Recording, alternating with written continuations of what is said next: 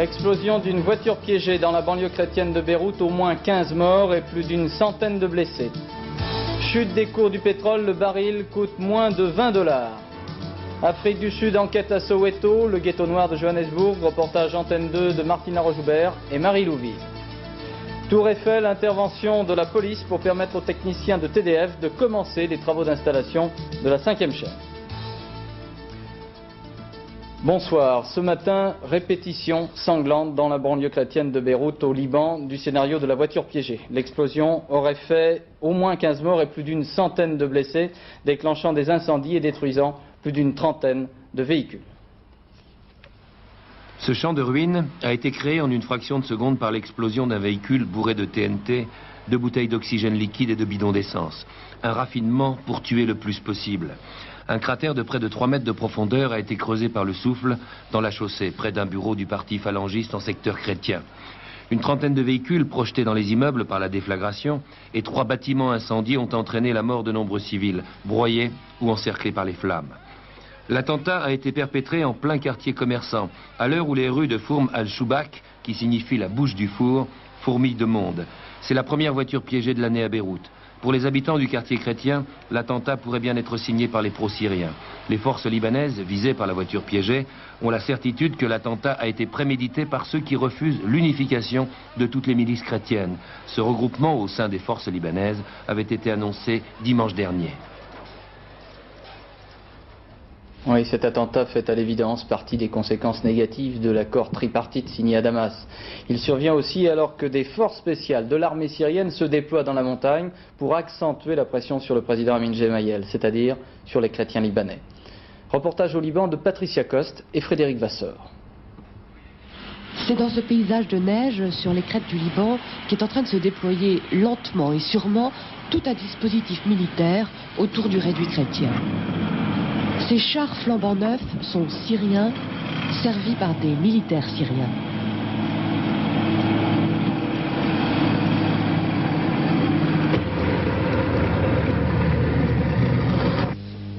Nous n'en avons vu qu'une dizaine de ces chars ainsi que des véhicules transport de troupes. Mais nous avons rencontré un témoin près de la frontière syrienne qui en aura vu passer pendant 2 ou 3 ou 4 jours beaucoup, plus d'une centaine, dit-il. Il se dirige vers le fief du président Gemayel sur 3 axes. Pikfaya, ville de la dynastie Gemayel, ville morte depuis quelques jours à cause des obus qui pleuvent. Ville punie parce que son président est soupçonné d'avoir fait échouer le dernier accord de paix. Est-ce que vous avez peur que les Syriens viennent... Non. On va mourir ici. On ne veut pas quitter le Liban. Est-ce que vous croyez que il va y avoir une attaque contre les chrétiens? Peut-être. Peut-être. Mais on va rester ici. Les familles ont laissé parfois une personne par maison sur ce nouveau front. Charbel, ici, appartient à cette classe moyenne de chrétiens qui forment le bataillon de la résistance chrétienne et qui tire aujourd'hui son énergie du désespoir plus que jamais. Charbel fait un travail de fourmi. Sa maison est située sur une ligne de crête face aux positions adverses. Il note les départs des coups de canon de ceux d'en face et en informe ses responsables, ce qui lui procure un luxe dont il est fier. J'ai 3 lignes de téléphone ici, comme tu vois, regarde. Ah oui. 3 lignes qui marchent. Oui. Direct avec les Qataris. Et pour faire un observateur ici, parce qu'il y a ici la montagne, les Druzes. Et ça aussi. Est-ce que vous avez peur que ceux d'en face arrivent jusqu'ici? Non, jamais de la vie. Ils ne peuvent pas arriver. Parce que nous sommes très forts. Nous sommes beaucoup de monde en haut, sur la France. Et personne n'a peur. Vous ne croyez pas qu'il vaut mieux quand même essayer de faire un accord politique plutôt que la guerre? Le accord politique est seulement avec le président. Si le président est d'accord avec eux, nous sommes d'accord avec le président, pas avec eux. Le président Gemayel a envoyé des émissaires en Syrie pour tenter d'éviter le pire. Le pire, c'est-à-dire de nouvelles batailles ou même une attaque plus générale.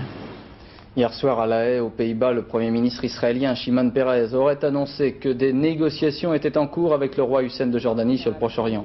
On faisait même état d'une possible rencontre entre M. Peres et le roi Hussein, qui résidait jusqu'à ce jour à Londres. Il était dans la capitale britannique depuis une semaine en séjour privé. Le roi Hussein est rentré en Jordanie. M. Peres, après vérification de la traduction de son discours à La Haye, aurait seulement dit « Nous avons parcouru une bonne partie du chemin et les problèmes qui subsistent ne sont pas insurmontables ». Le prix du pétrole, celui qui sert de référence, c'est-à-dire celui qui est extrait de la mer du Nord, est à la baisse. Hier, sur tous les marchés internationaux, le baril de brut valait moins de 20 $. Il faut se souvenir qu'au début du mois de décembre, il était coté près de 30 $. Alors, deux questions, Philippe Sassier. Pourquoi cette baisse? Je crois qu'on retrouve à peu près le cours de 79. Et puis, est-ce une bonne chose? Là, à peu près, c'est le cours de 79. Ben, les raisons, la première, c'est qu'on consomme moins de pétrole dans les pays occidentaux. De nouvelles sources d'approvisionnement sont apparues et ce ne sont plus les clients qui se battent pour acheter, mais les fournisseurs pour vendre. L'OPEP, qui nous terrorisait, souvenez-vous, il y a 10 ans, fournit seulement le tiers du pétrole à l'Occident contre plus de la moitié à cette époque. Et enfin, une véritable partie de bras de fer s'est engagée entre certains pays arabes et les Anglais, accusés d'inonder le marché avec le pétrole de la mer du Nord. Or, ce pétrole coûte beaucoup plus cher à exploiter que celui du désert et l'Arabie Saoudite a augmenté sa production pour faire chuter les cours et amener les producteurs britanniques notamment à limiter leur production. Conséquence, eh bien, la livre anglaise se casse un petit peu la figure car elle est devenue une pétromonnaie. Maggie Thatcher pourrait renoncer aux allègements d'impôts promis, c'est excellent, vous vous en doutez, à quelques mois des élections anglaises. Ailleurs, tous les pays producteurs annulent des projets. On grogne chez Kadhafi, en Indonésie, en Afrique, tandis que des pays comme le Mexique ne parviennent pas à rembourser leurs dettes. Pour les consommateurs, en revanche, c'est une excellente affaire. Le litre de Super, Claude, pourrait baisser d'une dizaine de centimes dans les jours qui viennent, mais peut-être même repasser en dessous des 5 francs, la barre fatidique. Pour nos économies, c'est donc une véritable subvention, mais si la baisse du pétrole allait trop loin, elle deviendrait dangereuse car elle pourrait déclencher une crise financière mondiale en faisant dérailler certaines économies.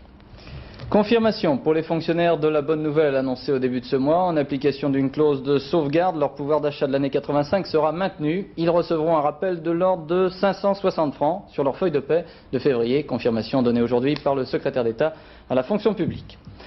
Au lendemain de l'annonce historique de la liaison France-Grande-Bretagne par tunnel ferroviaire, chacun calcule les avantages et les inconvénients, notamment en région Nord-Pas-de-Calais. Plusieurs techniques seront utilisées pour creuser les tunnels sous la Manche. Le choix n'est pas définitivement arrêté, mais ce serait plutôt une sorte de taupe gigantesque qui ouvrirait le chemin vers l'Angleterre. Voyez les explications de Jean-Marc Dubois.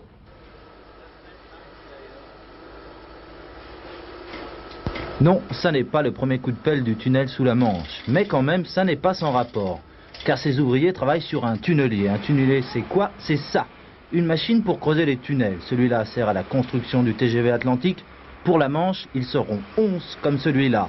10 mètres de diamètre, 50 mètres de long, 500 tonnes, un monstre. Son fonctionnement, au fur et à mesure que la machine creuse, ses pinces posent les parties en béton armé, les voussoirs, qui constituent le revêtement du tunnel. Tout est mécanique. L'homme n'intervient que pour diriger la machine, une machine presque infernale. La cadence d'avancement est de 15 mètres environ par jour. C'est-à-dire 15 mètres qui représentent environ 1000 mètres cubes, c'est-à-dire 1500 tonnes à peu près de terrain. Et si c'était des hommes qui le faisaient, ça prendrait combien de temps? Si vous voulez, dans les avancements traditionnels, on avancerait au lieu de 15 mètres, on avancerait à peu près d'1,50 m ou 2 mètres, donc 10 fois moins dans les mêmes conditions. Pour creuser la roche, il y a ça. Les dents de la machine, elles arrachent une broyeuse qui en même temps absorbe la terre et la renvoie vers l'arrière. Pour creuser sous la Manche, les tunneliers travailleront 24 heures sur 24 et tous les jours de l'année. Selon les techniciens, ils devraient avancer de 25 à 30 mètres par jour.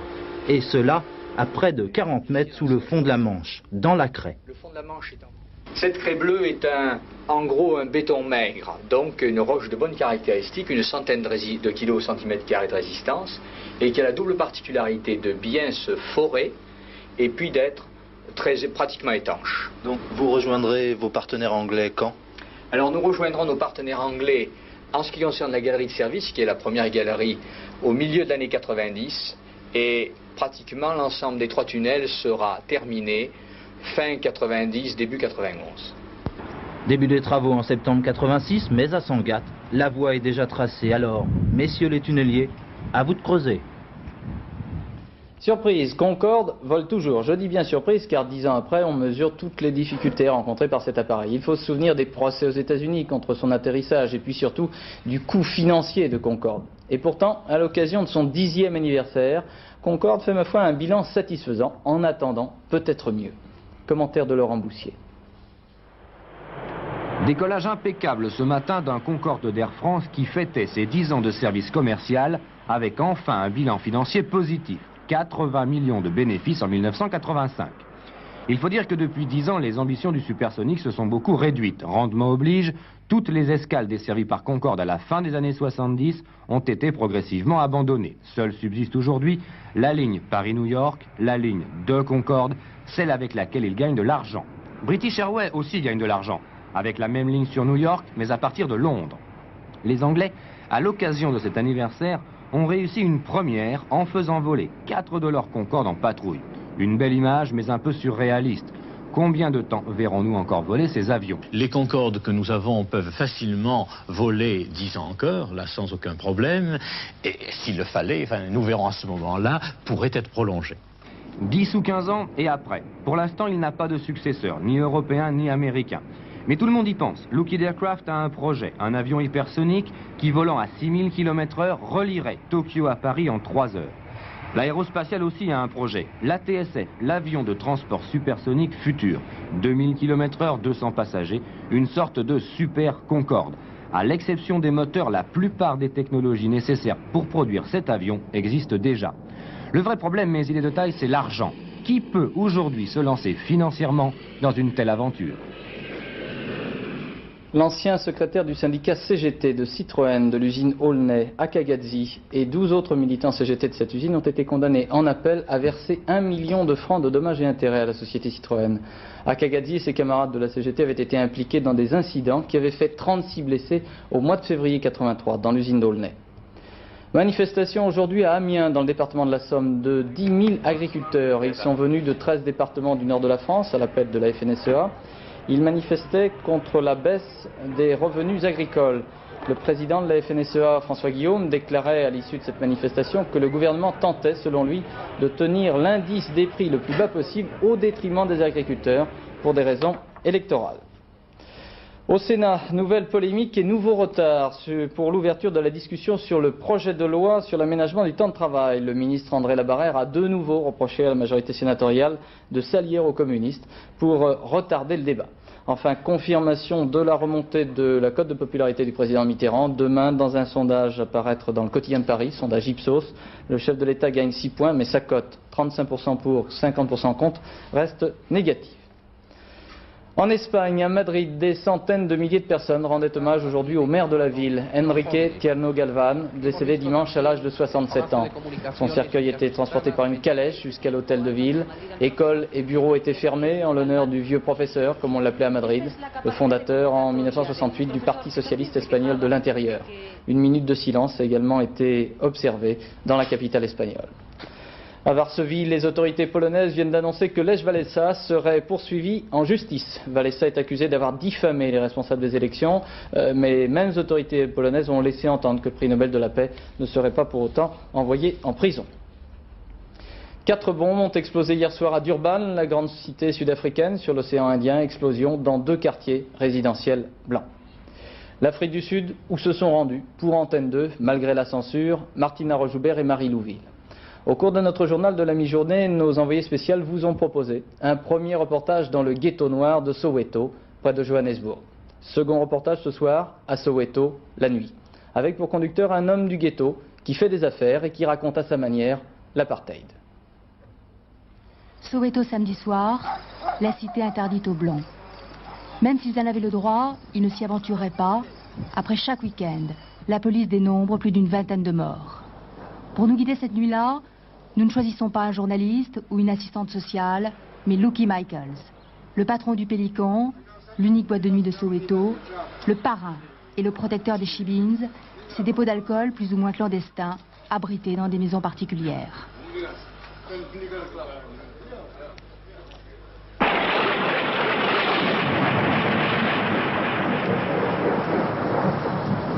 Lucky Michaels a monté lui-même ses propres affaires. c'est vrai qu'il est aidé par le boycott des Noirs contre les magasins de Johannesburg, mais Lucky Michaels, c'est un Noir de Soweto qui a réussi à ne pas dépendre des Blancs. Hello, this is Lucky Michaels. Are you okay? Un homme d'affaires noir est soumis à des lois particulières qui ne lui permettent pas d'avoir une société.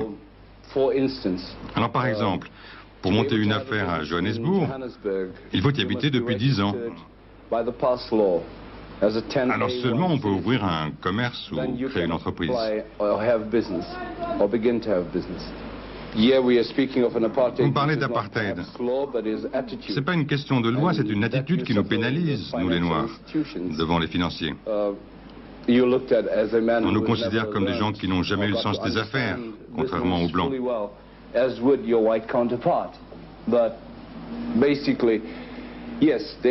En un mot, la réponse à votre question, c'est oui.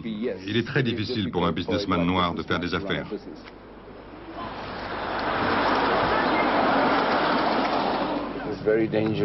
C'est très dangereux de se promener dans Soweto la nuit. Parce qu'il y a 80 000 maisons dans Soweto, ok? Et on parle de 2 millions de gens en plus. Ça crée un problème. Un énorme problème social. Pourquoi est-ce si difficile de filmer dans ces dépôts d'alcool, les shebins? Ce qui pourrait vous arriver, c'est que des jeunes vous attaquent. Et puis vous risqueriez d'être tué. Et quant aux patrons des shebins, eh bien eux aussi, ils pourraient être brûlés ou tués pour vous avoir reçu.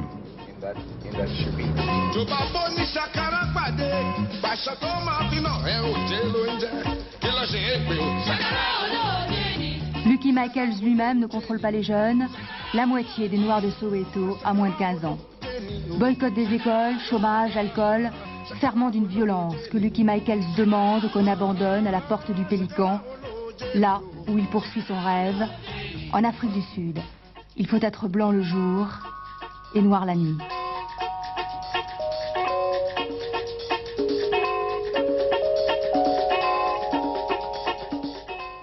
Demain, suite de l'enquête de Martina Rojoubert et Marie Louville en Afrique du Sud. Reportage sur les enfants, les jeunes, ceux qui ont été emprisonnés.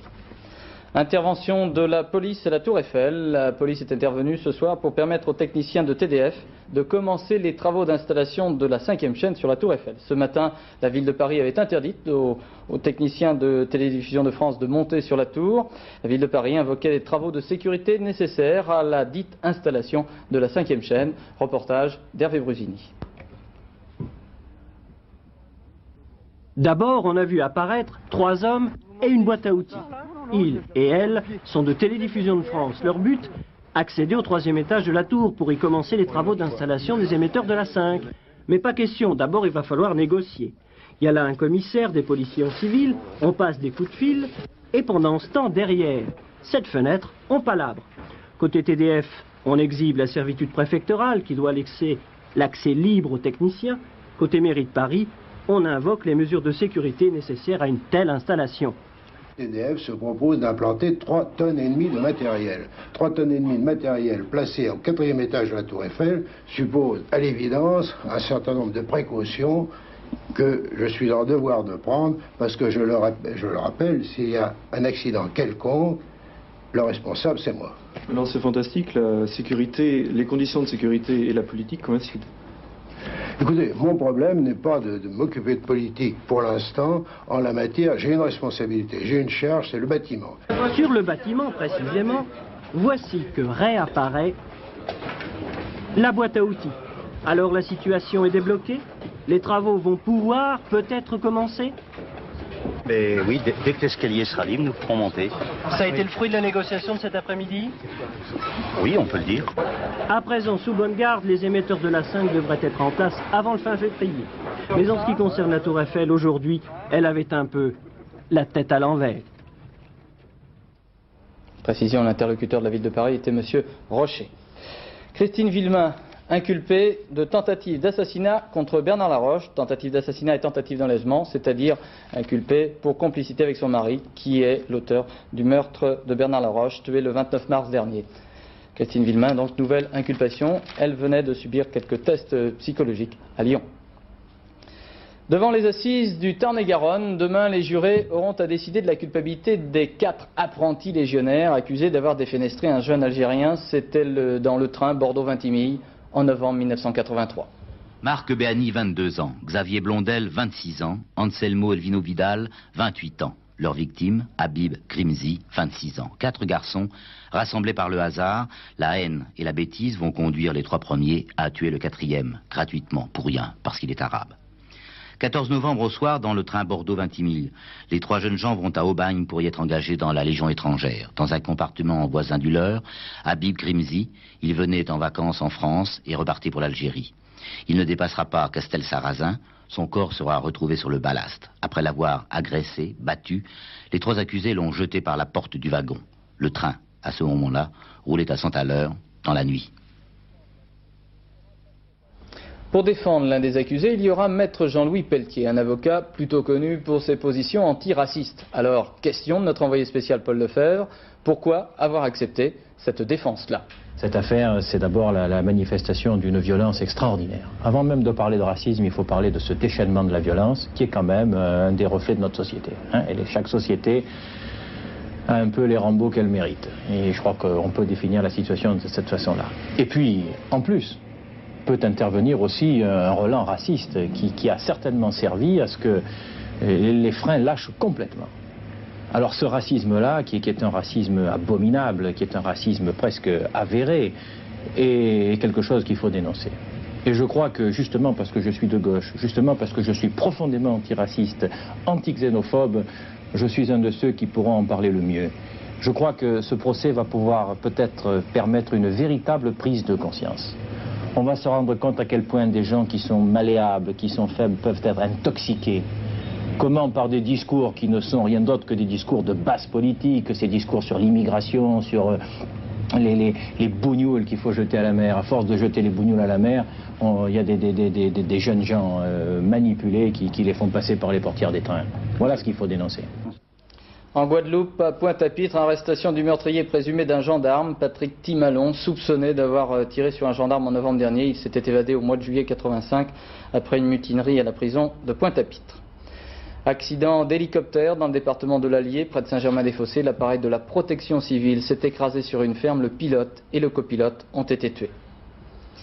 Comment perdre l'habitude de fumer? Après avoir essayé plusieurs manières de convaincre les Français, le Comité national contre le tabagisme recommande maintenant les chewing-gums, des pâtes à mâcher à la nicotine. Il paraît que les Suédois, les Américains et les Britanniques ont cessé de fumer après avoir mâché ce genre de pâte. Mais nous n'avons pas le droit de donner son nom. Demandez donc à votre médecin, car c'est un médicament vendu sur ordonnance qui vient d'être autorisé à la vente. Commentaire de Pierre Ly.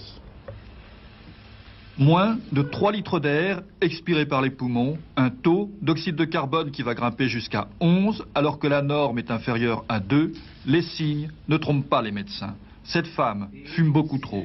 Elle est fortement dépendante de la nicotine et ne pourrait cesser de fumer sans éprouver l'irritation et l'angoisse due au manque brutal. Mais ce médicament vendu sur ordonnance va l'aider à surmonter l'envie de cigarette. En mastiquant longuement ces gommes à mâcher qui contiennent de la nicotine, elle va pouvoir se calmer sans recourir au tabac. Par la suite, elle pourra peu à peu diminuer les doses. Au bout d'un certain temps, les sujets se désaccoutument très bien de la gomme nicotine car ils ont perdu l'habitude du geste de la cigarette et ils peuvent arrêter progressivement la nicotine. Moins de 2% des sujets continuent à consommer de la gomme nicotine au bout d'un an. Le succès, s'il n'est pas garanti, peut cependant être spectaculaire. Combien fumiez-vous de cigarettes par jour? 2 paquets au moins, et ce depuis plus de 20 ans. Et maintenant? Bien depuis 1 mois et demi, je ne fume plus. J'ai fumé 3-4 cigarettes pendant ce mois et demi et c'est tout. Principal avantage de la gomme à la nicotine, éviter le danger le plus grave, la fumée et ses goudrons cancérigènes. Sport, ski, enfin une bonne nouvelle pour le ski français, ski masculin. On attendait cela depuis 13 ans, depuis Jean-Noël Augère. Victoire aujourd'hui d'un Français en Coupe du Monde de slalom. C'est Didier Bouvet, ici, qui a réalisé ce petit exploit. C'était à Parpan, en Suisse. Il s'est imposé, excusez du peu, devant le Suédois Ingemar Stenmark. Bravo Didier Bouvet, ce qui rehausse quand même beaucoup sa performance. Ce meilleur temps et cette victoire dans le slalom de Parpan en Suisse devant Ingemar Stenmark. Bon espoir pour le ski français. Et puis le sport français à l'honneur aujourd'hui, c'était au Palais de l'Élysée, avec les remises de Légion d'honneur pour Jean-Pierre Rive, pour Alain Prost, pour Lafitte, et puis également, vous allez le découvrir, c'est d'abord Jean-Pierre Rive, le rugbyman, ancien capitaine d'équipe de France, Bernard Hinault, le blaireau, Jacques Lafitte et Alain Prost, le champion du monde automobile, Légion d'honneur, pour ces 4 sportifs, remises donc par le président de la République. Automobile, enfin au rallye de Monte-Carlo, abandon de Michel Bouton sur sa Peugeot 205, le Finlandais Toivonen est toujours en tête, mais Salonen sur 205 est désormais à la 2e place. Paris-Dakar maintenant, spécial Antenne 2, avant-dernière étape avec le reportage de Jean-Louis Calmejane et Patrick Chen. Le Paris-Dakar qui arrive via satellite. Belle prouesse technique, vous allez voir, les images sont bonnes et le reportage de Jean-Louis Calmejane aussi. Enfin, je l'espère.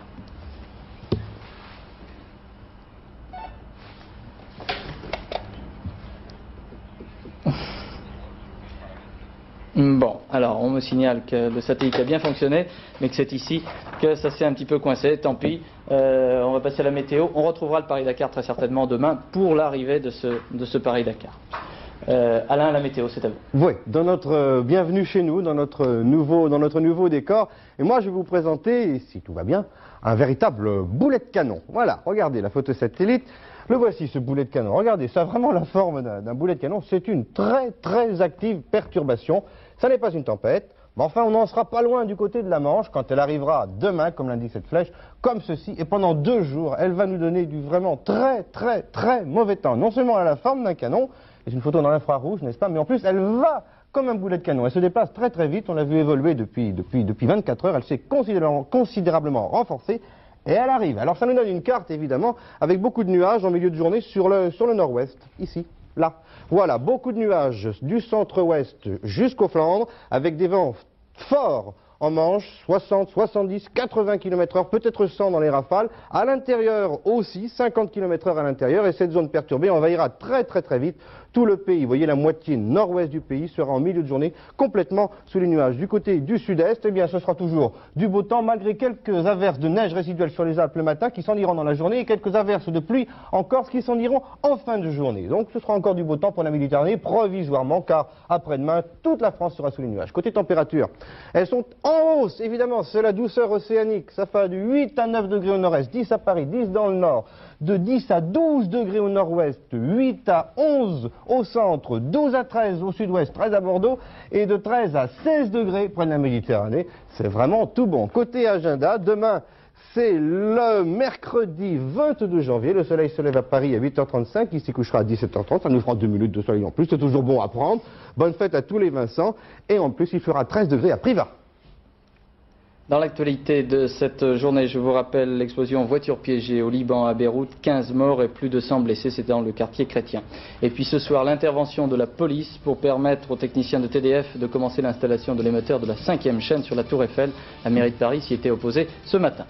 Le dernier journal sera avec Isabelle Bechler, le dernier rendez-vous de l'information, qui recevra M. Nicolas Sarkis, l'expert pétrolier, à propos de la baisse du prix du baril du pétrole. Demain, Télématin à 6h45. À demain 20h. Bonsoir. Merci.